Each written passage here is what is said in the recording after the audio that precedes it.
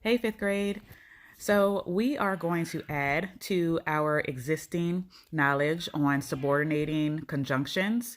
So, if you recall from the last video, we spoke about what a subordinating conjunction is and how it is utilized in a sentence. Okay, so now we're going to go forward and look at page 279 and 280 in your language arts book.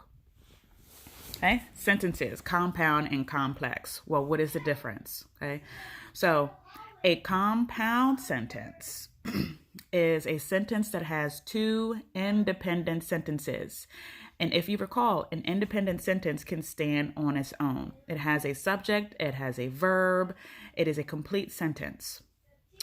Okay, do we remember that? All right, so a compound sentence, and I'm just reading this from the top of your page here. A compound sentence contains two or more independent sentences joined by a comma and a coordinating conjunction and, but, or. Okay, so it gives you an example. It says, you can ride the elevator. Complete sentence. Now you can put a period at the end or you can elaborate. And what they have done here is added that subordinated conjunction or. You can ride the elevator or you can climb the stairs. Both of those sentences can stand on their own. That is a compound sentence. You've put two full sentences together. Now, a complex sentence is, well, it's a little bit more complex. Now you are putting one independent sentence along with two or more dependent sentences or clauses. Okay. And looking at the example, I won't go on the ride. Well, that can stand on its own. However, they have added the subordinating conjunction unless you go with me. Now, if you take away the first sentence and you just look at unless you go with me, we know that the sentence cannot stand on its own. Unless you go with me, well, you need more information. Okay, so it is complex. You have a dependent sentence with an independent sentence put together by your subordinating conjunction.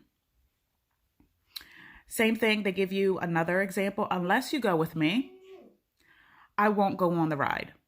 So they do not have a coordinating conjunction and, but, or in that sentence. They simply separate the complex sentences with a comma.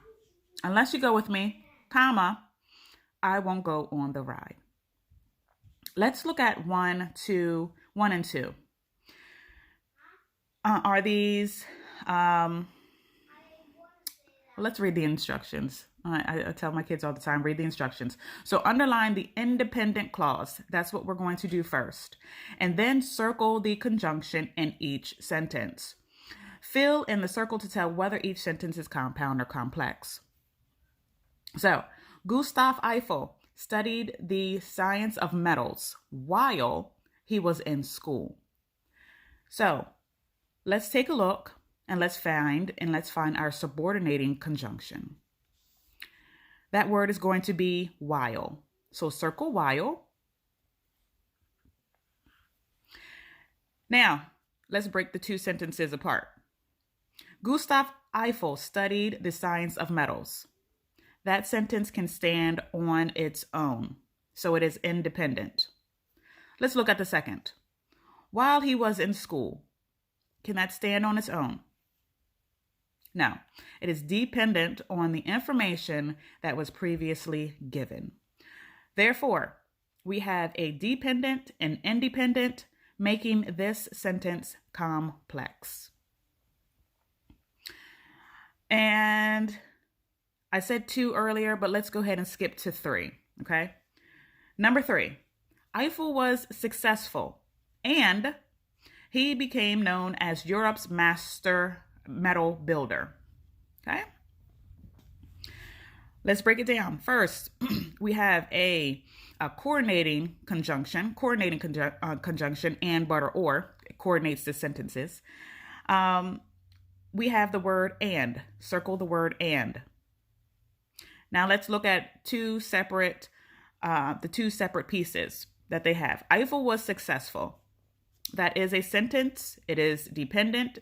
It can stand on its own. He became known as Europe's master metal builder. That is also a sentence, and it can stand on its own. Therefore, this sentence is going to be compound. Okay? So please remember, a compound sentence is going to have two sentences that can stand on their own, and they are joined by the word and, but, or.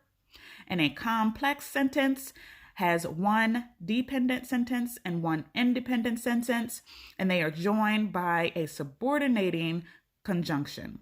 You can find all of your subordinating conjunction words on the previous page, 277 and 278. And you can also reference the video that I have posted on subordinating conjunctions. I hope that this helps. Please have a marvelous day.